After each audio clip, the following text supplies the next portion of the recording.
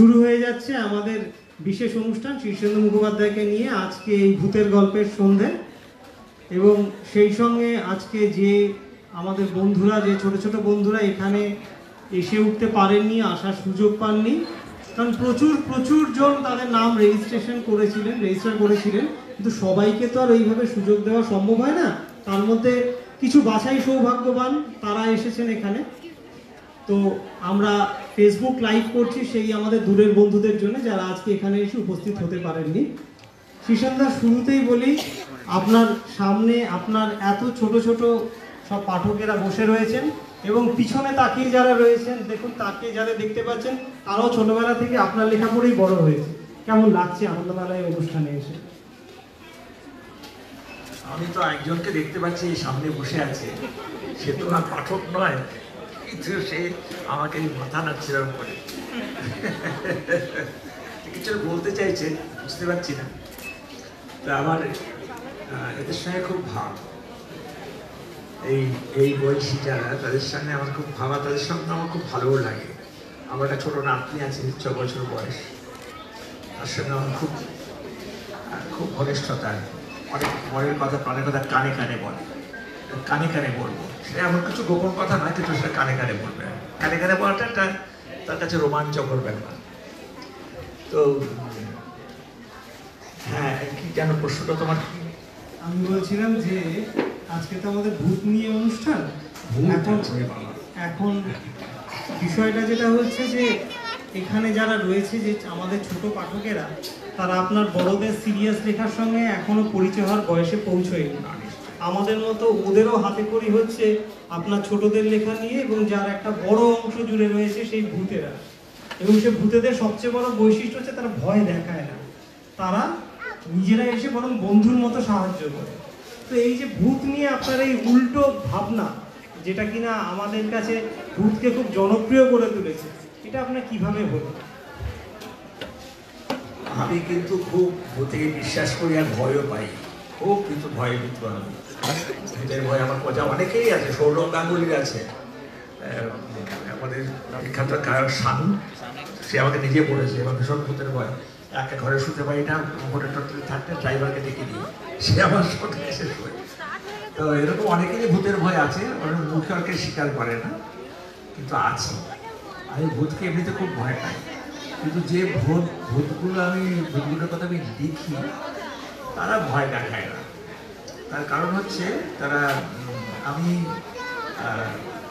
পৃথিবীটাকে একটা পৃথিবীর সব কিছুই যেন আমাদের এই প্রজন্মে, মানে একদম বাচ্চা যারা, তারা শিশুর প্রজন্মে সবাই বন্ধু হয়ে ওঠে, আমি সেই চেষ্টাটাই করি।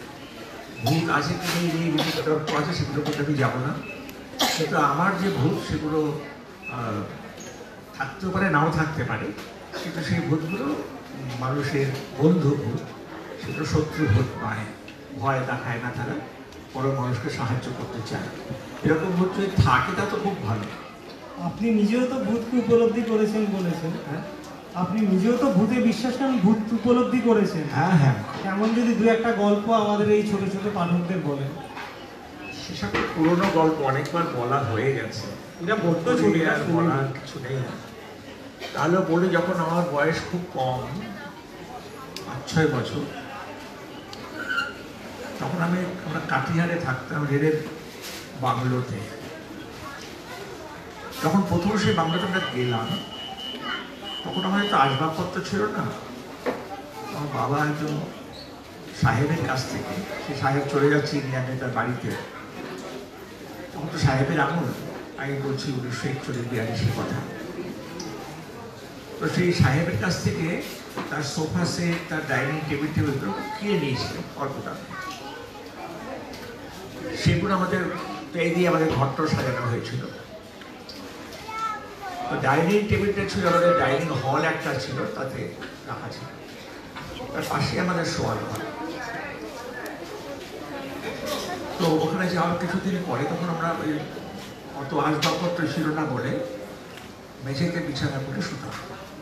তখন ঠাকুমা আমাদের কাছে ছিল, আমার ঠাকুমা একদিকে আর আমার দিদি একদিকে, এই মাঝখানে শুয়ে আছে। তো খেলাধুলো করতাম, যখন ঘুমোতাম তখন একদম পাথরের মতো, সবাই ঘুম ভাঙত না। সেই প্রথম আমার এক মনে হলো আমি রাত্রি তখন কটা হবে জানি না, তখন তার হাতে গড়ি থাকতো না, নিশুত রাত এটা মনে আছে। ঘুম ভেঙে গেল, কেন ঘুম ভাঙলো তাও আমি বুঝতে পারছি না। ঘুম ভেঙে গেল মানে একেবারেই ভেঙে গেল, ঘুমের আশটুকু চোখে। আমি এত জেগে গেলাম, মানে প্রচন্ড মানে জাগ্রত অবস্থায় আমি শুনলাম আমাদের পিছন দিকে একটা গেট ছিল, সামনে দিকে একটা গেট ছিল, কম্পাউন্ডে ঘেরা গাড়ি। সে পিছনের গেটের কাছ থেকে একটা হাই হিটের শব্দ শোনা যাচ্ছে। হাই হিটের শব্দ আমাদের খুব চেনা, সাহেব আমল আমরা সাহেব সবসময় চলাফেরা করতে দেখতাম, আর যাত্রাতে হাই হিলের খুব একটা শব্দ হয়, টক টক টক টক করে শব্দ। সেই হাই হিল পরা দুটো পা হেঁটে আসছে, পরিষ্কার ঠিক পেল, শব্দ পাচ্ছি, আর বিশ্বরাত তো শব্দটা খুব পরিষ্কার শোনা যাচ্ছে। এলো, দরজা দিয়ে ঢুকলো, দরজা তো বন্ধ, কিন্তু দরজা দিয়ে ঢুকে ওই ডাইনিং হলে যে টেবিলটা রাখা ছিল ওর চারদিকে কয়েকবার খুললো, টক টক টক টক, একদম কাছে, আর তারপরে আবার ওই রকম করে চলে গেল। এই শুনে আমি তো প্রচন্ড চিৎকার, মেম সাহেবের আওয়াজে যখন ছিল তখন আমি ভয়ে কাঠ, কিন্তু মেম সাহেবের আওয়াজটা যখন মিলিয়ে গেল তখন আমি খুব চিৎকার চেঁচামেচি করলাম। ঠাকুর উঠলো, দিদি উঠে পড়লো, মা উঠে পড়লো, কী হয়েছে কী হয়েছে। তা আমার কথা তো কেউ বিশ্বাস করলো না, তখন বাচ্চা ছেলেদের কথা কেউ বিশ্বাস করে না, ঠিক না?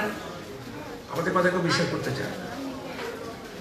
যাই হোক, এইভাবে কিন্তু একদিন দুদিন নয়, দিনের পর দিন, রোজ নয়, সপ্তাহে একদিন কি মাসে দুদিন 3 দিন এরকম করে ওই শব্দটা আমি রেগুলার শুনতাম। প্রথম চেঁচামেচি করতাম, তারপর অভ্যেস হয়ে গেল। মেম সাহেব আসতো এবং চলে যেত, এবং আমরা 3 বছর ছিলাম, 3 বছর ধরে শুনেছি। তারপর অন্য জায়গায় চলে গেছি, সেখানেও শুনেছি। আর আশ্চর্যের বিষয় হলো সেই টেবিলটা এখনো আমাদের শিলিগুড়ির বাড়িতে আছে, রাখা আছে, সেটা ঐতিহাসিক টেবিল। কিন্তু তখন আর মেম সাহেব আসে না, মেম সাহেব বিদায় নিয়েছে, ওই টেবিলটা এখনো আছে, আর সেটা আমার জীবনটা স্মৃতিচিহ্নের মতো আছে। তো এই হচ্ছে একটা, এই গল্পটাই থাক, আজকে আর নতুন করে গল্প করবো না। আপনি সে একটা পুনের গল্প বলেছিলেন হোটেলে, পুনেতে একবার আপনার অভিজ্ঞতা শুনে, মানে আমারও এখন বিভিন্ন হোটেলে গেলে অনেক সময় ভয় ভয় করে আপনার এই গল্প শোনার পরে। আবার সেই গল্পটাও বলতে হবে। আমি গিয়েছিলাম পুনেতে ঠিকই, একা, তখন একাই আমাকে ঘুরতে হয়েছিল অফিসের কাছে। এটা কত বছর আগে? ওটা হবে 70s শেষ দিকটায়, মানে ধরো 79-80 সাল এরকম সময়। তো পুনের হোটেলে আমি গিয়ে আমি দেখছি, পুনের তো স্টেশন থেকে বেরোলেই সামনে হোটেলের সারি সারি হোটেল। তো দুপুরবেলা পৌঁছেছি বেলা 12টার সময়। তো অনেক লোক দালালরা এসে ধরেছে যে এই হোটেলে চলে বুঝতে পারছি দালালদের হাতে খপ্পরে পড়বো না, নিজে নিজে খুঁজতে শুরু করলাম। কিন্তু দুর্ভাগ্যের বিষয়, কোনো ভালো হোটেলে জায়গা পেলাম, সব জায়গায় বললো যে না, আমাদের রুম খালি নেই। আস্তে আস্তে হঠাৎ দেখি ন্যাশনাল হোটেল বলে একটা হোটেল, সাদা রঙের বাড়ি, বহু পুরোনো বাড়ি, ব্রিটিশ আমলের বাড়ি। সেইটা একটা ন্যাশনাল হোটেল বলে লেখা আছে, বাগান টাগান আছে। যেতে আবার গেলাম ভেতরে, মানে জায়গা হবে বলে, হ্যাঁ একটা রুম পাওয়া যাবে, হ্যাঁ পাওয়া যাবে, সস্তা। তো রুমটায় গেলাম, দোতলায়, 6টা বিছানা, সিটের খাট পাতা, ডরমেটরি করছে। তো সেইখানে আমাকে লোকটা বসতে চলে গেল। হোটেলে আর কোনো লোকজন নেই, একদম ফাঁকা, পাশের ঘরটা দেখলাম ফাঁকা, এই পাশের ঘর দেখলাম ফাঁকা, কোনো ঘরে লোক নেই। আমি এত ভিড়, এটা অন্য হোটেলে জায়গা নেই, কিন্তু এই হোটেলটা লোকই তো নেই। তখন বসে আছি, তো সামনে একটা ওই জামা কাপড় রাখা আলমারি, কি বলো ওটাকে, জামা কাপড় রাখে, হ্যাঁ ওয়ার্ড্রোব, কাঠের একটা ওয়ার্ড্রোব আছে। তো হঠাৎ দেখি ওয়ার্ড্রোবের একটা পাল্লা ক্যাচ করে শব্দ করে খুলে গেল। এটা হতেই পারে, আমি মাঝ দরজা আসা খুলে যায়, ওরা কি বন্ধ করে দিলাম। কিন্তু আবার কিছুক্ষণ পরে ক্যাচ করে শব্দ করে হয়ে গেল। বারবার ঘুরে যাচ্ছে। তখন আমি কি ওই কত খবরের কাগজ ছিল, বোঝা দেয় না, সেটা খবরের কাগজ পাকিয়ে পাল্লার দিকে ঢুকিয়ে দিলাম, টাইট করে বন্ধ করে দাঁত পড়ে আসে। কিন্তু আমি ওখান থেকে ঘুরে আসতে না আসতে ওটা আবার ফট করে ঘুরে গেল, ওই ক্যাচ করে শব্দটা হলো। এই শব্দটা হতে লাগলো, তারপরে আমি দরজা বন্ধ করলাম না, আলমারির কাছে গিয়ে বললাম ইংরেজিতে, কেউ কিছু বলবে আমাকে, বলো। তারপরে যেটা শুরু হলো, বাথরুমের দরজাটা বন্ধ ছিল, ওই বাথরুমে একটু করে আমি স্নান করবো, কিন্তু শুনতে পাচ্ছি বাথরুমের ভেতর থেকে কেউ দরজায় নক করছে। দরজা একটু আটকে গেছে নাকি বুঝতে পারছি না। তারপরে আমি কি দরজাটা খুললাম, খুলে গিয়ে বললাম কেউ নেই, দরজা বন্ধ করে দিয়ে আবার ফ্রি। তারপরে আবার নক, মানে এরপরে ধাক্কা ভয়ঙ্কর, মানে কেউ একটা জোরে জোরে ধাক্কাচ্ছে, ভেঙে ফেলার মতো অবস্থা। আমি তো মহাবিপদে পড়লাম। ভয় করেনি? দিনের বেলা বলে হয়তো ভয় করছিল না, ওটা খুলে দিলাম, খুলে দিয়ে আবার সেই নিজেদের বললাম যে কেউ কিছু আছো এখানে, কিছু বলতে চাও বা কেটে বলতে পারো, কিন্তু এরকম করছো না। তো সেই বাথরুমে আমাকে স্নান করতে হলো। ওই হোটেলে খাওয়ার ব্যবস্থা ছিল না, আমি দুপুরবেলা বেরিয়ে গেলাম, বাইরে খেতে হলো। ফিরতে ফিরতে বিকেল হয়ে গেল। কিন্তু সেই হোটেলে যদি আমাকে রাত কাটাতে হয় তাহলে খুব বিপদ, বুঝতে পারছিলাম। যাই হোক, বিকেলে প্রার্থনা করলাম, প্রার্থনা আমি রোজার করি। তারপরে তো সবটা বন্ধ হয়ে গেল, কেউ ডিস্টার্বেন্স ছিল না। তো সেই রাতে আমি চলে গেলাম, আমাকে অন্য জায়গায় যেতে হবে বলে আমি মহীশূর রওনা হয়ে গেলাম। ওখানে থাকিনি রাত্রিবেলা, কিন্তু রাত্রি 10টা পর্যন্ত ছিলাম, 10টার পরে ছিল বাস। এই গল্পটা তো এখানে শেষ হলো।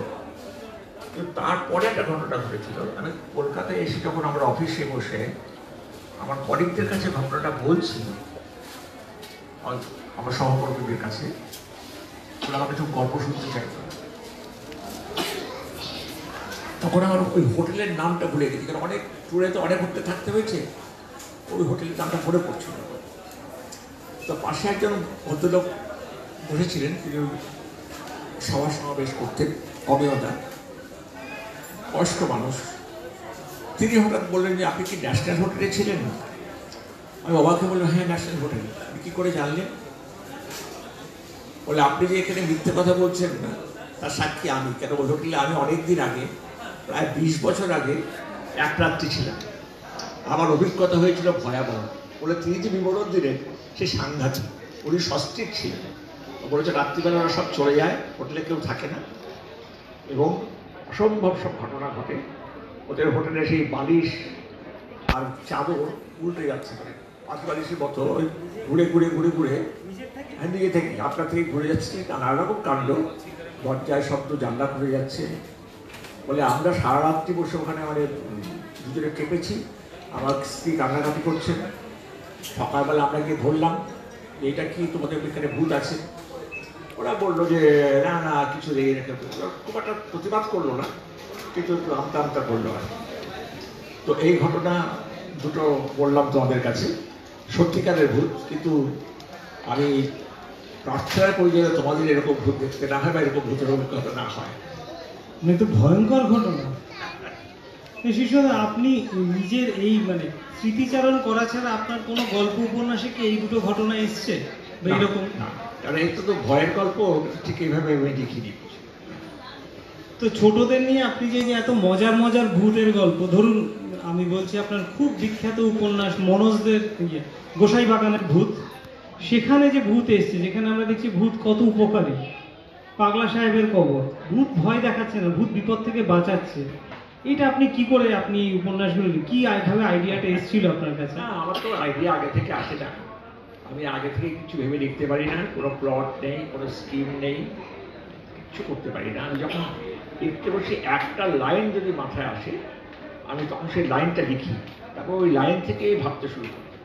আমি ভাবতে ভাবতে লিখি, লিখতে লিখতে ভাবি, আমি আগে থেকে কিছু ঠিক করতে পারি না। ফলে আমার লেখা খুব আনসাইন্টিফিক, অবৈজ্ঞানিক, এভাবে লেখা উচিত নয়। যেন আমি এইভাবেই আমার সব লেখা লিখেছি, আগে থেকে স্কিম করলে বা প্লট তৈরি করলে সে লেখা আমার আর হয় না।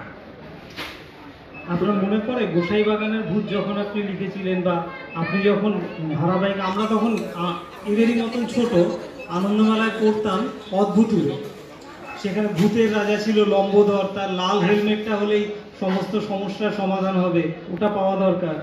তো এই গল্পগুলো আপনি কিভাবে লিখেছিলেন, আপনার একটু মনে আছে যে কিভাবে গোসাই বাগানের ভূত আপনি লিখেছিলেন? এখন কি আর মনে থাকে, এত লেখার পর লেখার উপর লেখা সুপার ইম্পোজ হয়ে যায়। তোমাদের এরকম মনে আছে, আমাদের তো মনে থাকবে না, কারণ গল্পগুলো আমি নতুন করে পড়িনি, ফলে আমার কিছু মনে নেই। তবে এটা ঠিকই যে লিখতে লিখতে যা মাথায় আসবে তাই লিখি। আর এরকম অনেকটা হয়, এরকম হয় যে আমি যেন চরিত্রগুলোকে দেখতে পাই, যখন লেখার সময় তখন চরিত্রগুলোকে দেখতে পাই, তারা কি করছে না করছে দেখতে দেখতে দেখতে লিখি। এরকম একটা মনে হয় যে আমি লিখি না, এই চরিত্রগুলো আমাকে দিয়ে লিখিয়ে নেয়, এবং তারা যা করছে না করছে, যে কথা বলছে না বলছে, সেগুলো আমি শুনে শুনে লিখে যাচ্ছি, এরকম একটা। মানে ওই ভূতেদের আপনি কোথাও একটা দেখতে পান? ভূত, হ্যাঁ, ভূতকেও দেখতে পাই, কিন্তু ভূতকে নিয়ে রগড় টগড় করি, তার জন্য ভূতেরা আমার উপর প্রতিশোধ দিতে খুব মুশকিল। তবে আমি তাদের প্রশংসাই করেছি এতকাল, তাই নিন্দে করি না। আপনি কখনো, মানে আপনার ভূত সবসময় ভালো ভূত, বিশেষ করে সেই গন্ধটা বড়ই সন্দেহজনক, সেই ফুটবল ম্যাচ যেখানে কিনা বারবার সে রেফারি বলছে যে ওই যে ছেলেটি গোল দিল গেল কোথায়, ওগুলো আমি দেখতে পাচ্ছি না। এই যে মজার মজার ভূতকে নিয়ে এই যে ঘটনা যে আপনি লিখতে শুরু করলেন, তো তখনকার দিনে তো আমরা যারা ছোটরা পড়েছি আমাদের তো খুব ভালো লেগেছে। আমার তো মনে হয় এখানে যে ছোট ছোট বাচ্চারা আছে তাদের তো বটেই, পিছনে যে বাবা মায়েরা দাঁড়িয়ে আছে ওই দেখুন হাত তুলছে, তারাও ছোটবেলা থেকে এই গল্প উপন্যাসগুলো ওইভাবেই পড়ে বড় হয়েছে।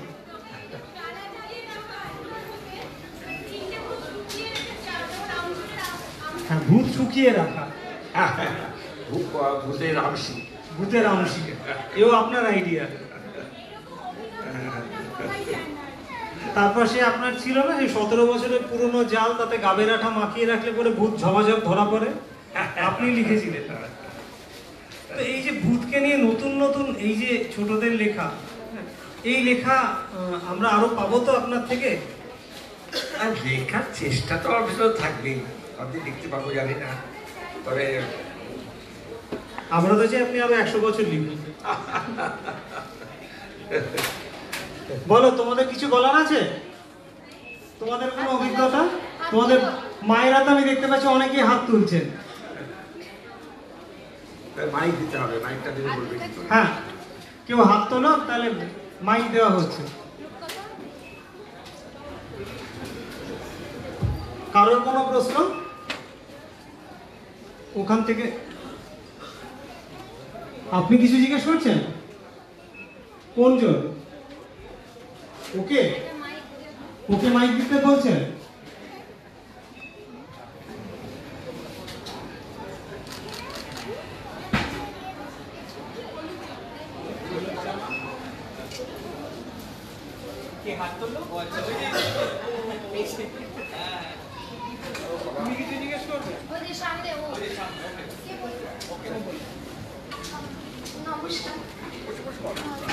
আপনি যে গল্পগুলো লিখেছেন, তো তার মধ্যে মানে সবচেয়ে যে চ্যালেঞ্জিং লেখা কোনটা ছিল? আসলে আমার সব লেখাই চ্যালেঞ্জিং। আমার তো লিখতে ইচ্ছে করে না, এরা জোর করে মানে টাকা দিয়ে দিয়ে লেখা। এবার তো আমি লিখতে পারছিলাম না, শরীর খারাপ ছিল, বলছে আমি লিখবই না। ওরা এও আমাকে বলতো যে তাহলে আমাদের পুজো সংখ্যা বেরোবে না, আপনি যতদিন খুশি সময় নিন লিখুন। এইভাবে আমাকে নিশ্চিন্ত করে তবে লিখিয়েছি। তো বুঝতে পারছো যে আমি সহজে লিখতে চাই না, আর বিশেষ করে যত দিন যাচ্ছে তত আমার লেখা অনেক ইচ্ছা বাড়ছে। তো এইভাবে আর কি স্বেচ্ছায় লিখি না এখন, অনেকদিন ধরে তাগাদায় লিখতে হবে। Thank you. কিন্তু ওই আর কি মানে ভিতরে একটা ভাবনা চিন্তা তো থাকেই, সেভাবে লিখি আর কি।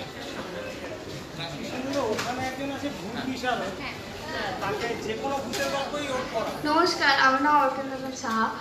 আমি জিজ্ঞাসা করতে চাই যে আপনি যে সেন্ট আলা পেয়ারাটা খেয়েছিলেন সেটা স্বাদ কেমন ছিল? সেন্ট যুক্ত পেয়ারা।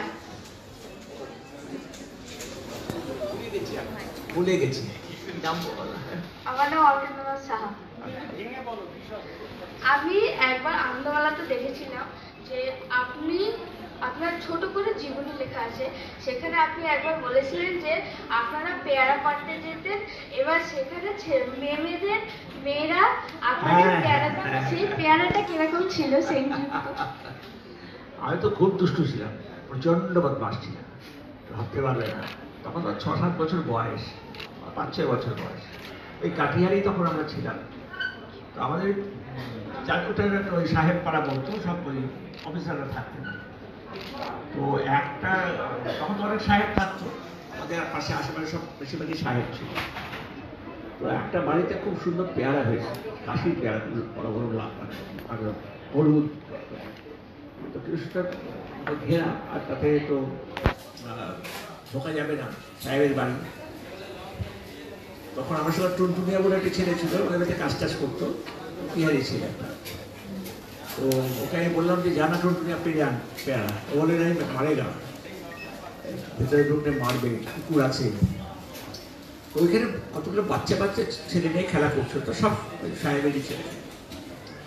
তারা হঠাৎ আমাকে দেখতে পেয়েছে, কীভাবে তাদের চিনেছে আর কি, পাড়া থাকি বলে চেনা হয়তো, আমার নামও জানে। তখন ওরা সব ঝাপাঝাপ রুডো রুডো করে চিৎকার করে, তারপরে ওরা কাছে উঠে পেয়ারা পেরে অনেক পেয়ারা আমাদের দিয়ে। সে পেয়ারাগুলো আবার গায়ে একটু ওই সেন্ট ফেন্ট মেখেছিল আর কি, তার গন্ধ ছিল বেশ। তো আমার তো করে পেয়ারার দিকে লোক পেয়ারাই খেলা পারে, খুব ভালো পেয়ারা, এটা মনে আছে। বলো আর কার কি প্রশ্ন? তোমার প্রশ্ন ওখানে একজন একে একে আসছে।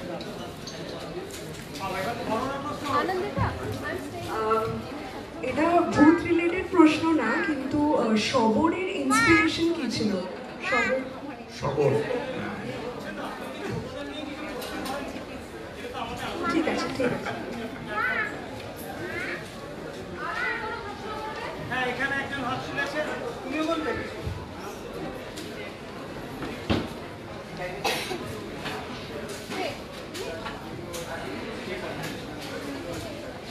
বুদ্ধি কেন আপনার ভালো লাগে? ঘুরতে ভালো লাগে তা নয়, আসলে ব্যাপারটা হচ্ছে কি, আমি যেরকম তোমরা স্পাইডারম্যান পড়ো, সুপারম্যান পড়ো, এরা তো সব মানে ভয়ঙ্কর অলৌকিক ক্ষমতা সম্পন্ন মানুষ। তা আমি স্পাইডারম্যান আর সুপারম্যানের বদলে আমার ভূতেদের আমদানি করেছি। তারা ওই কাজগুলো করে যেগুলো মানুষ করতে পারে না, কারণ ভূতের তো সর্বত্রগামী, সব জায়গায় ঢুকে যেতে পারে। সুতরাং ওই একটা চরিত্র তৈরি করি যাতে আমি ওই বাচ্চাদের একটা মনোজগতে নানা রকম ইচ্ছা থাকে, সেগুলো পূরণ করতে পারে ভূতেরা, সেই জন্য ভূতেদের ভালো লাগে। আর কোনো প্রশ্ন তোমাদের? ওই তো একটা হাত উঠে গেছে, দাঁড়াও যাচ্ছি তোমার কাছে।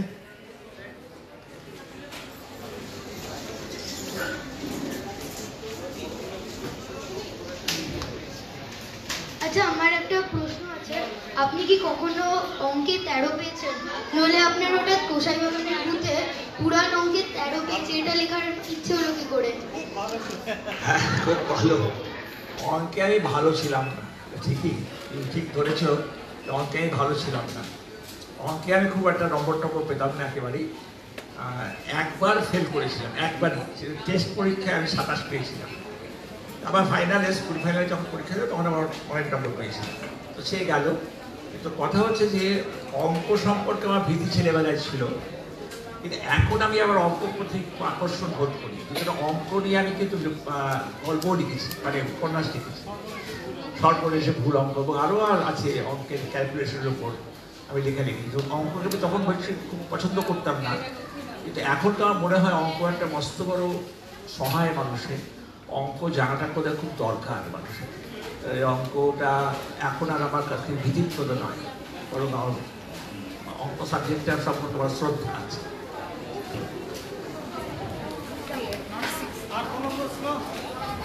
আমার অঙ্ক ভালো লাগে। এবারও 25-এ আমাদের হাফ ইয়ারলি হয়েছিল, আমি 23 পেয়েছি। আর কারোর কোনো প্রশ্ন তোমাদের? আর কেউ প্রশ্ন করবে? অনেক উপন্যাসে বা গল্পে দেখা যায় যে ভূতেরা আলোতে ওদের অস্বস্তি হয়, তো আপনার কি মনে হয় ওরা অন্ধকারে থাকাটা বেশি ভালোবাসে? না, এটার ভূতের সম্পর্কে আমি বলতে পারি না, কারণ ভূত আলোকে কেন ভয় পাবে। প্রথম কথা, তারা কি অন্ধকারে থাকে এমন তো নয়। ধরো পুনায় যে ভূতের সঙ্গে আমার ইন্টারাকশন হয়েছিল, সেই ভূত তো দিনের বেলাতেই আবির্ভূত হয়েছিল। রাত্রিবেলা তো সে হয়তো আবির্ভূত হতে পারতো, কিন্তু দিনের বেলাও তো যে ভূতের কোনো অসুবিধা হয় আমার তো মনে হয় না। আলোর ভেতরেও ভূত থাকতে পারে, কাজে আমি আলো অন্ধকারটাকে খুব একটা গুরুত্ব দিচ্ছি না।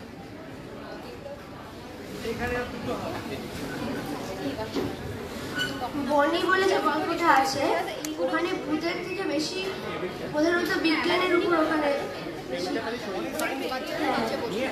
ওইখানে কোনো যে ভূতের চরিত্র আছে, মানে না, ওটাতে ভূত নেই, কিন্তু ওটাতে যে যন্ত্র মানবের কথা আছে, সেই যন্ত্র মানবটা ওই রকম ওই ভূমিকাটা পালন করেছে, ভূতের ভূমিকা নয়, কিন্তু যে মানে সব কিছু করতে পারে বা মানুষ যা করতে পারে না তা করতে পারে, এরকম একটা রোবট আছে ওটার মধ্যে। কোনো ভূতটা নেই, আর সব উপন্যাসে ভূত নেই, কিন্তু বড়দের অন্ধকারের মধ্যে ভূত নেই, বা আরও অনেক উপন্যাস আমি দেখেছি যাতে ভূত নেই। সুতরাং সবটাই ভূতের উপন্যাস নয়, কোনো কোনোটাতে ভূত আছে, কোনো কোনোটাতে নেই।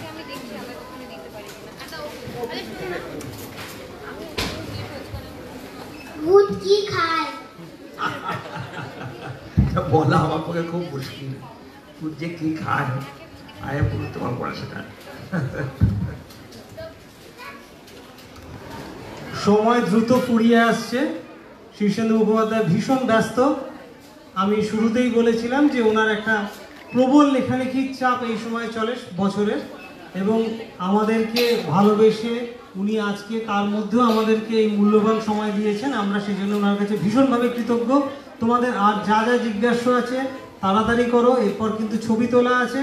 তারপর যেটা তোমাদের বলেছিলাম, যারা যারা পুজো সংখ্যা কিনবে, আনন্দমেলা নিয়ে আসবে, তাদের উনি কিন্তু আজকে স্পেশাল অটোগ্রাফ দেবেন সেই আনন্দমেলা পূজাবার্ষিকীর ওপর, কেমন? ফলে তারপরে সেই সেশনটা থাকবে। আমাদের হাতে সময় ভীষণ